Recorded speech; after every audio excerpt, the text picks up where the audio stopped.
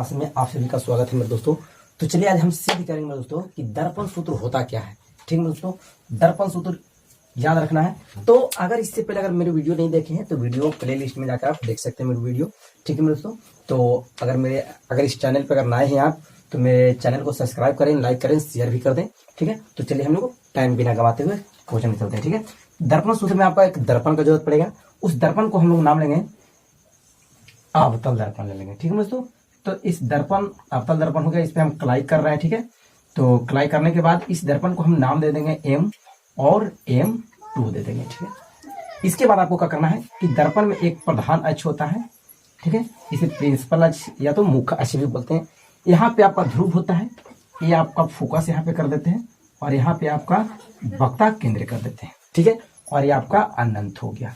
इसमें क्या करना है तो दर्पण सूत्र में आपको एक वस्तु को लेना है। ठीक है, उस वस्तु को हम लोग अनंत पे रख देते हैं। इस वस्तु पे कहाँ पे रख देते हैं? अनंत पे रख देते हैं। और वस्तु से प्रकाश जब निकलता है दोस्तों, जब निकलता है प्रकाश तो वह दर्पण से टकराने के बाद मतलब अपवर्तन के बाद वह फोकस होकर गुजर जाता है। ठीक है, इसके बाद आपको इसी मतलब वस्तु से अभी कहाँ से गुजारना था? आपको अभी गुजारना है वक्ता त्रिज्या से गुजारना था। आपको वक्ता त्रिज्या से गुजारे तो जब गुजरता है तो जाता है तो मतलब दर्पण से टकरा कर फिर क्या हो जाता है कि उसी दिशा में मतलब लौट जाता है।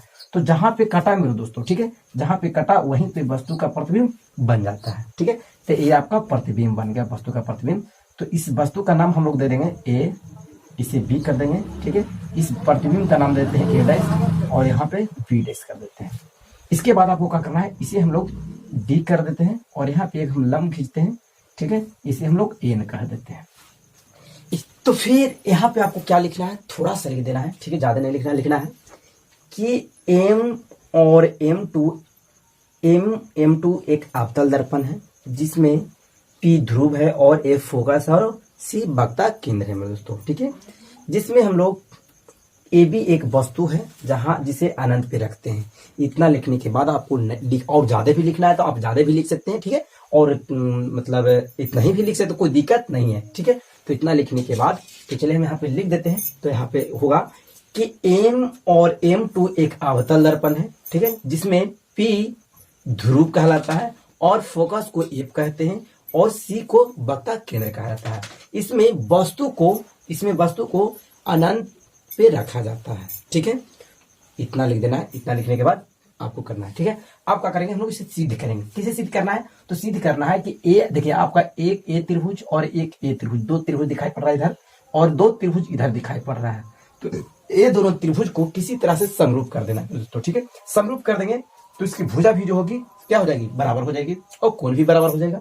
ठीक है, तो चलिए हम लोग समरूप करेंगे। तो चलेंगे त्रिभुज में ABC त्रिभुज A dash B dash C में चलेंगे। ठीक है, तो लिखेंगे त्रिभुज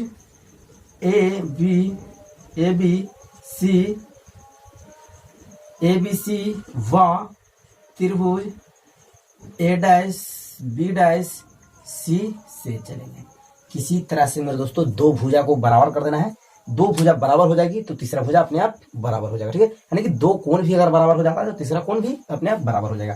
तो यहाँ पे आपको दिखना है, क्या दिखना है, देखिए कि B जो है आपका यहाँ पे 90 डिग्री का बना रहा, संकेत कर रहा है। तो B आपका 90 डिग्री हो जाएगा और यहाँ पे A जो है आपका 90 डिग्री का संकेत करेगा। ठीक है, तो यहाँ पे लिखेंगे कि कोण B बराबर कोण A डैश क्या है तो समकोण त्रिभुज है।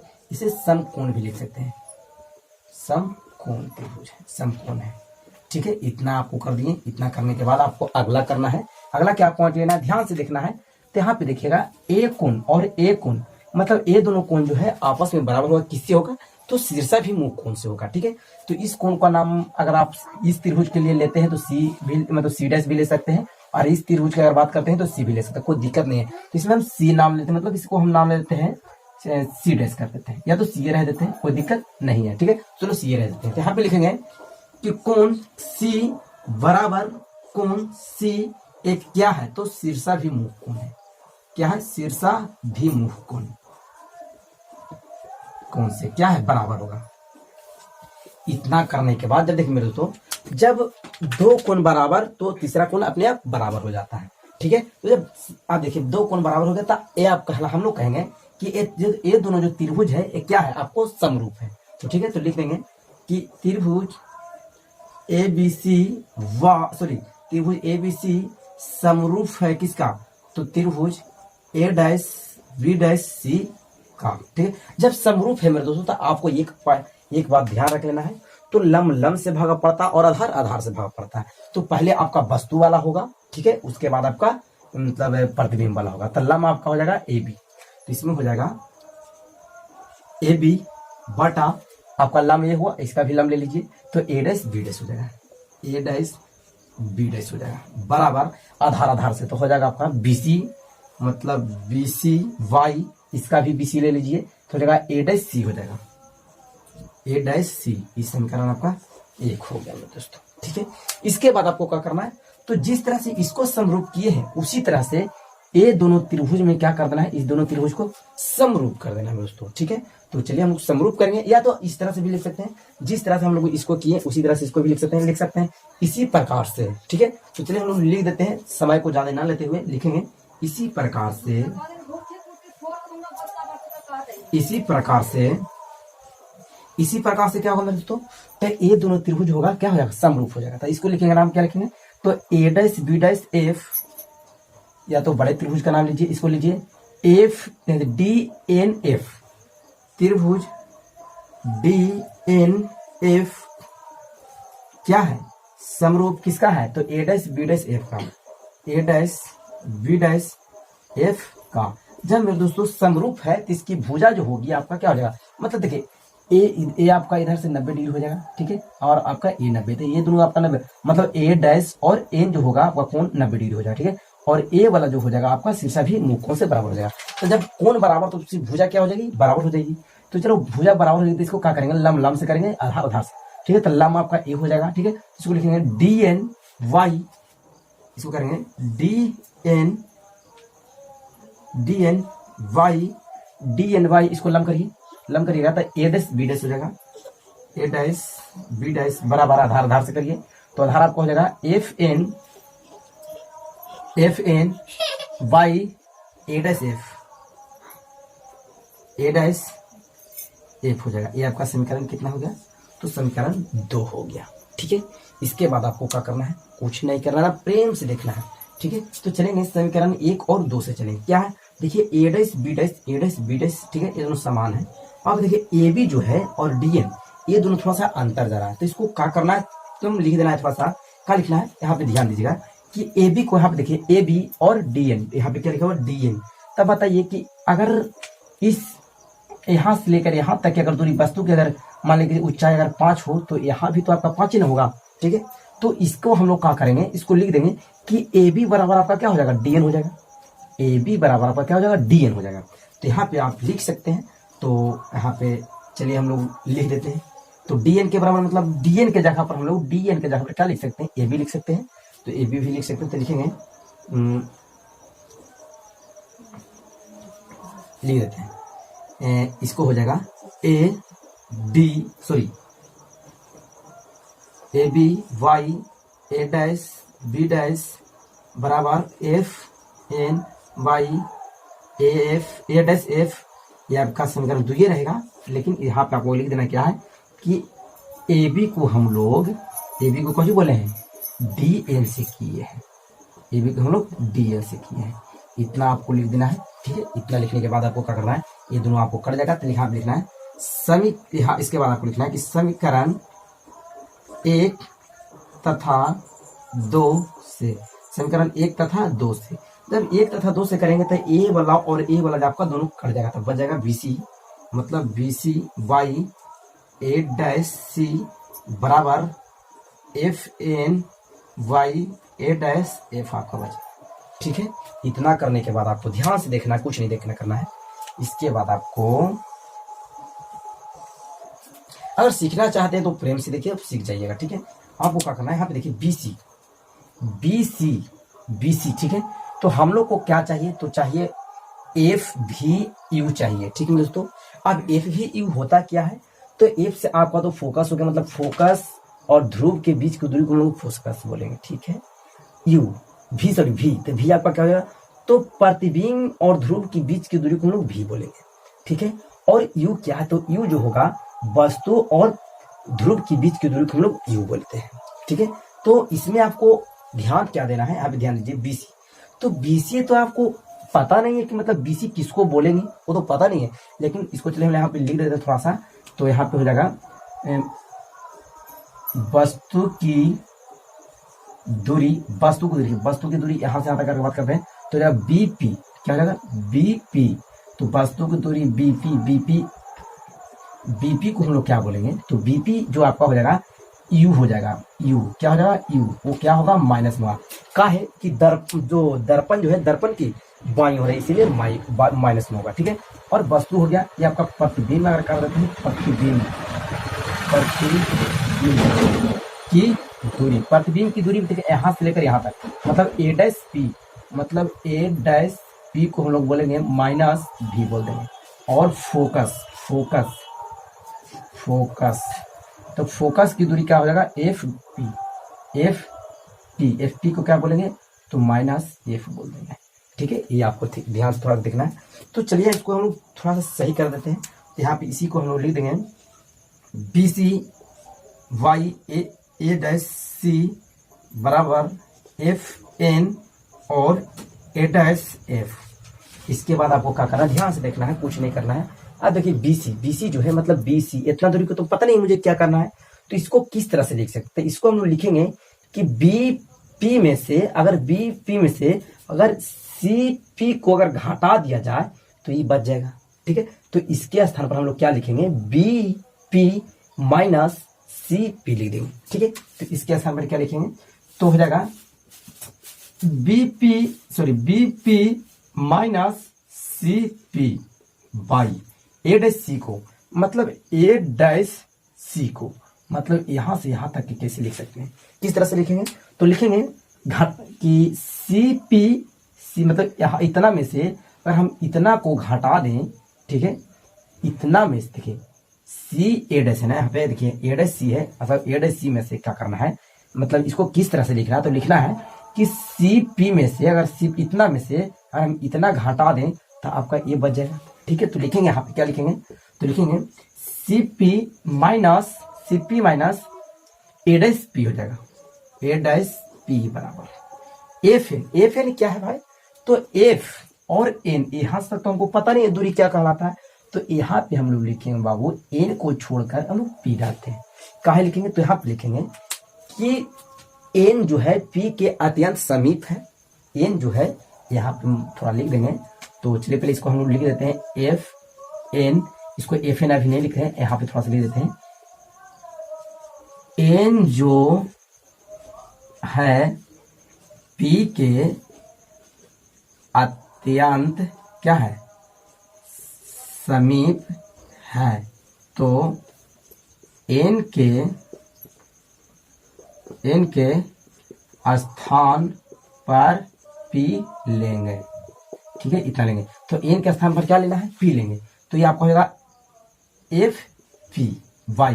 FP क्या है, तो FP, चलिए देखिए FP, तो FP को तो हम लोग फोकस दूरी बोलते हैं, तब फोकस दूरी इसमें कोई दिक्कत नहीं है, ठीक है। तो A''F है, मतलब A''F को किस तरह से लिखते हैं, इतना दूरी को पता नहीं है कि मतलब इतना यहाँ से लेकर यहाँ तक की दूरी को हम लोग क्या बोलते हैं पता नहीं है, लेकिन हम लोग को ये पता है कि प्रतिबिंब और ध्रुव के बीच की दूरी को, मतलब प्रतिबिंब की दूरी को बोलते हैं -V बोलते हैं। तो इस तरह से लिखेंगे यहाँ, मतलब A''P यहाँ पे लिखेंगे A''P माइनस क्या करेंगे, FP कर देंगे, FP कर देंगे। इतना आ गया समझ में। इतना करने के बाद आपको क्या लिखना है, थोड़ा सा ध्यान देना है, आपको लिख देना है चिन्ह पर पट्टी से। चलेंगे किससे चलेंगे, तो चिन्ह पर पट्टी से चलेंगे, तो लिख देंगे चिन्ह परिपटी से। चिन्ह पर पट्टी से क्या होगा, तो ये वाला आपको यहाँ पे लिख देना है, चिन्ह पर पट्टी से आपको ये वाला यहाँ पे आपको लिख देना है, क्या लिख देना है, तो लिख देना है वस्तु की दूरी BP बराबर आपका -U होगा, ठीक है। प्रतिबिंब की दूरी आपका A''P को लिख देंगे -V होगा, और फोकस दूरी को बोलेंगे FP, उसे हम लोग -F कर देंगे, ठीक है। इतना करने के बाद इसको इस समीकरण को हम यहाँ पे उतारेंगे, उतारने के बाद सभी को इस मान को पुट कर देंगे, ठीक है। BP, तो BP को क्या बोलते हैं, BP को माइनस यू बोलते हैं। तो माइनस यू आपका हो जाएगा, माइनस पहले से दिया हुआ माइनस एक दे देते हैं, सी पी। तो इसमें सी पी क्या है, सी और पी। तो सी पी को हम लोग बोलते हैं मेरे दोस्तों वक्रता त्रिज्या बोलते हैं। ठीक है, सी पी को क्या बोलेंगे, तो वक्रता त्रिज्या। अब त्रिज्या को हम लोग किस तरह से लिख सकते हैं, तो ऐसा भी लिख सकते हैं, 2f भी लिख सकते हैं। दो मतलब त्रिज्या, ध्यान से देना है, अगर दो को फोकस मिल जाए तो एक त्रिज्या का निर्माण करता है। तो इसको हम लोग क्या लिख देंगे, 2f भी लिख सकते हैं, लिख सकते हैं ना। तो इसको 2f के लिए लिख देंगे। ठीक है, यहाँ पे थोड़ा सा ध्यान देना है। तो आपका हो जाएगा, क्या हो जाएगा, किधर गया, तो Cp। तो Cp हो गया आपका R, लेकिन इसमें तो R का जरूरत नहीं पड़ेगा, तो इसको लिखेंगे R बराबर क्या लिखेंगे, 2f। ठीक है, इसमें हो जाएगा 2f हो जाएगा बाई Cp। Cp को फिर ही लिखेंगे 2f माइनस a'(p).